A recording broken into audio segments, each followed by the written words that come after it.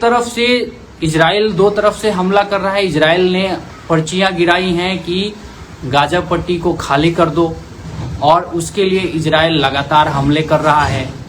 और दूसरी तरफ जो एक मुस्लिम मुल्क था जहां पे ये गाजा पट्टी में रहने वाले लोग भाग के जा सकते थे, उस देश ने भी अब अपनी सीमा को बंद कर दिया है कि नहीं जी, हम तो फिलिस्तीनियों को नहीं लेंगे। और तीसरी तरफ, चौथी तरफ कहें तो वो समुद्र है, वहां से कहीं नहीं जा सकते। तो ऐसे में जो गाजा पट्टी का इलाका हो गया है वो एक तरीके का जेल बन गया है, जहां पे लगभग 20 लाख की आबादी फंस गई है। पूरी दुनिया में मुस्लिम ब्रदरहुड की बात करने वाले लोग आखिर ये क्यों नहीं कहते हैं कि जो मुस्लिम देश है, इजिप्ट है, मिस्र है, वो अपना बॉर्डर खोल दे ताकि महिलाएं और बच्चे जो गाजा पट्टी के इलाके में फंसी हैं, वो महिलाएं और बच्चे कम से कम मिस्र में आ जाएं, इजिप्ट में आके, और उनकी जान बच जाए। जबकि आप देखेंगे कि भारत में तमाम भारत के रहने वाले जो मुस्लिम नागरिक हैं, उन्होंने फिलिस्तीन का समर्थन किया है। हमास के हमले का समर्थन तो नहीं करेंगे, लेकिन जो फिलिस्तीन देश है जिसकी मांग है, जो भारत सरकार भी कहती है कि टू नेशन थ्योरी भारत सरकार का क्या है कि हम फिलिस्तीन को भी मानते हैं और इजराइल को भी मानते हैं। यानी कि भारत सरकार ने कहीं से ये नहीं कहा है कि फिलिस्तीन नाम का देश नहीं बनना चाहिए या फिर उसको मान्यता नहीं मिलनी चाहिए। भारत का ऑफिशियल स्टैंड है कि इजराइल और फिलिस्तीन दोनों रहने चाहिए, लेकिन बातचीत के जरिए से। ये नहीं हो कि फिलिस्तीन इजराइल पे हमला करे और इजराइल फिलिस्तीन पे हमला करे। ये दोनों चीजों को साइड में करने के बाद भारत ये बात कह रहा है। तो समस्या कहां हो रही है कि जो फिलिस्तीनी नागरिक हैं जो गाजा पट्टी के इलाके में रह रहे हैं, मैं आपको बता दूं कि जो गाजा पट्टी और वेस्ट बैंक दो इलाके हैं फिलिस्तीन के, जहां पे जो मुस्लिम पॉपुलेशन रहती है, फिलिस्तीनियों की आबादी रहती है। एक है गाजा पट्टी का इलाका जिसपे हमास का कंट्रोल है, और दूसरा है वेस्ट बैंक का इलाका जिसपे यासिर अराफात के गुट का कब्जा है। अब उसको कैसे समझ सकते हैं, जैसे बीच में इंडिया हो गया, एक तरफ पाकिस्तान हो गया, दूसरी तरफ बांग्लादेश हो गया। तो बांग्लादेश एक तरीके से थोड़ा शांति समझौते वाला देश है, पाकिस्तान थोड़ा सा खुरापाती करता है कभी कभी। उसी तरीके से आप लोग मान सकते हैं कि जो गाजा पट्टी के इलाके पे जो सरकार चल रही है वो हमास की सरकार है, जो एक आतंकवादी संगठन है।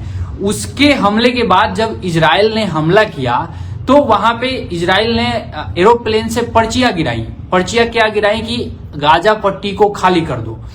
2007 के बाद इजराइल ने कभी भी गाजा पट्टी पे हमला नहीं किया था। इजराइल ये मान चुका था कि गाजा पट्टी पर वो कब्जा नहीं कर सकता है, और कब्जा नहीं करने का मतलब एक तो ये है कि वहां पे गुरिल्ला वार होता है। गुरिल्ला वार यानी कि अंडरग्राउंड आतंकवादी रहते हैं, ऊपर लोगों के घर बने हुए हैं। तो अगर इजराइल हमला करता तो उसमें आम लोगों की जिंदगी पे खतरा ज्यादा था। तो एक तरीके से कि इंटरनेशनल बिरादरी में इजराइल की फजीहत ज्यादा होती, तो इसकी वजह से और एक हार के डर से मैं आप लोग को लिटरली बताऊं कि 2006 में इजराइल जो है गाजा पट्टी के इलाके में खाली हाथ आया। वहां पे 2 साल की लड़ाई चली थी गाजा पट्टी के इलाके में, और वहां पे इजराइल को कुछ नहीं मिला था, खाली हाथ लौटना पड़ा था इजराइल के फौजियों को। तो इजराइल ये मान चुका था कि गाजा पट्टी मुझे छोड़ देना चाहिए। लेकिन जब ये हमास का हमला हुआ, इसके बाद इजराइल ने पलटवार किया है, और पलटवार करने के बाद इजराइल ने एरोप्लेन से चिट्ठी गिराई है, पर्चियां गिराई है कि भाई आप लोग गाजा पट्टी को खाली कर दो। अब गाजा पट्टी खाली करने का जैसे ही जब ये अल्टीमेटम इजराइल की तरफ से दिया गया, तो इसके बाद जो गाजा पट्टी से सटा हुआ इलाका है मिस्र का, इजिप्ट का, जिसके राष्ट्रपति हैं अल-सीसी, फतह अल-सीसी राष्ट्रपति हैं, वहां पे जब लोग भागने शुरू हुए तो अल-सीसी ने कहा कि भैया हम अपना बॉर्डर नहीं खोलेंगे, हम फिलिस्तीनियों को अपने यहां जगह नहीं देंगे। लेकिन तमाम लोग बात करते हैं मुस्लिम ब्रदरहुड की, यानी कि एक मुसलमान कहीं भी किसी दुनिया के कोने में पड़ा है तो वो मेरा भाई है और उसकी मुझे मदद करनी चाहिए। तो आखिर फिर ये इजिप्ट के राष्ट्रपति ने आखिर बॉर्डर क्यों बंद करवा दिया? क्या उनके लिए फिलिस्तीन के लोग मुस्लिम ब्रदरहुड में शामिल होते हैं या नहीं होते हैं? आप लोगों को मैं कुछ कमाल की बातें बताने वाला हूं। देखिए, जब सीरिया में जब गृह युद्ध छिड़ा था और जब वहां पे आईएस का जब प्रकोप बढ़ा था, वहां पे आतंकवादियों ने कब्जा कर लिया था सीरिया के बहुत सारे इलाकों में, और उसके बाद गृह युद्ध जब छिड़ गया था, तो सबसे ज्यादा रिफ्यूजी सीरिया से भाग के कहां पहुंचे थे? आप लोग को हैरानी होगी कि सीरिया के चारों तरफ मुस्लिम कंट्री है।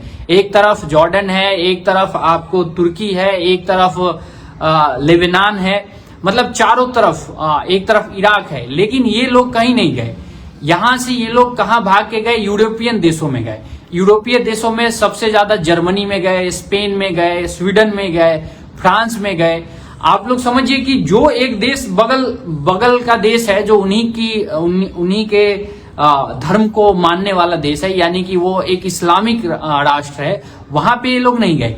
ये लोग भाग के कहां गए? ये लोग वहां से लगभग 1000 किलोमीटर दूर जर्मनी गए, सीरिया से निकल के। आप लोगों ने बहुत सारे दोस्तों ने ये तस्वीर देखी होगी कि एक बच्चा जो समुद्र के किनारे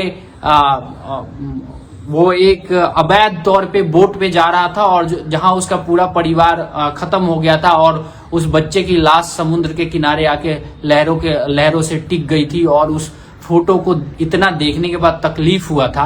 किसी का भी बच्चा है, बच्चा ही था।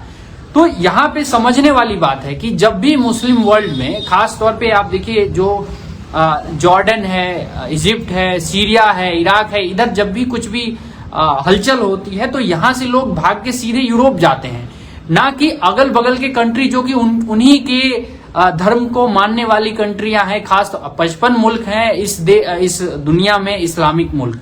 वो सभी चंदा देने के लिए तैयार हो जाते हैं, लेकिन अपने रिफ्यूजी को कोई रखने के लिए तैयार नहीं होता है।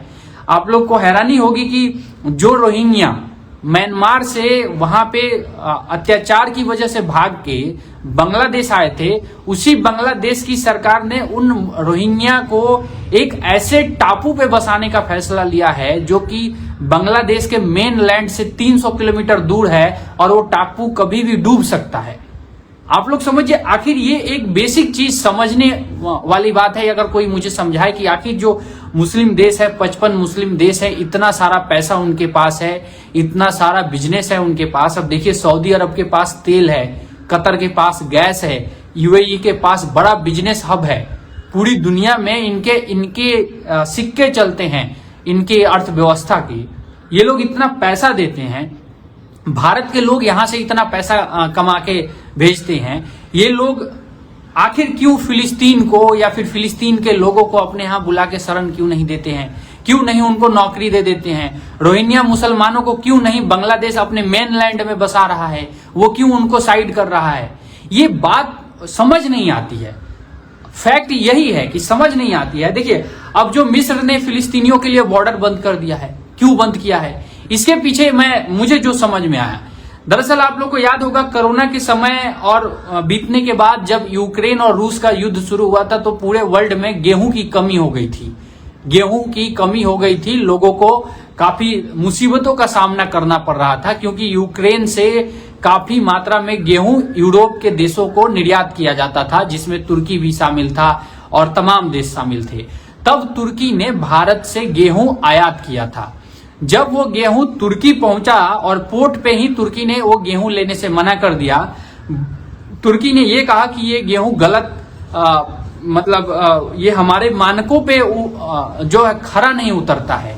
तुर्की ने ये कह के भारत का गेहूं लेने से मना कर दिया कि ये जो गेहूं है ये सही नहीं है, इसमें पेस्टिसाइड यानी जो कीटनाशक का प्रयोग किया जाता है, जैसे फसल खराब होने से बचाने के लिए, कीड़े को मारने के लिए जो छिड़काव किया जाता है, ये ज्यादा छिड़का गया है, इससे हमारे नागरिकों का स्वास्थ्य खराब होगा। उसने मना कर दिया था। उसी गेहूं को इजिप्ट ने, जो मैं मिस्र की बात कर रहा हूं, जिसने अपना बॉर्डर फिलिस्तीन के नागरिकों को अंदर आने से पहले ही बंद कर लिया है, उसने उस गेहूं को ले लिया था। आप समझिए, इजिप्ट में बहुत बड़ा क्राइसिस चल रहा था उस समय, उन्होंने उस गेहूं को ले लिया था। इजिप्ट खुद की आर्थिक जो स्थिति है वो खराब है, उसमें जूझ रहा है। ऐसे में वो इजिप्ट सोच रहा होगा कि अगर 20 लाख रिफ्यूजी अगर और आ जाते हैं, 20 लाख ही गाजा पट्टी में मुसलमान रहते हैं, लगभग 27 लाख का आंकड़ा एक दिया जाता है, लेकिन उनमें से 7-8 लाख पहले से ही विस्थापित हो चुके हैं।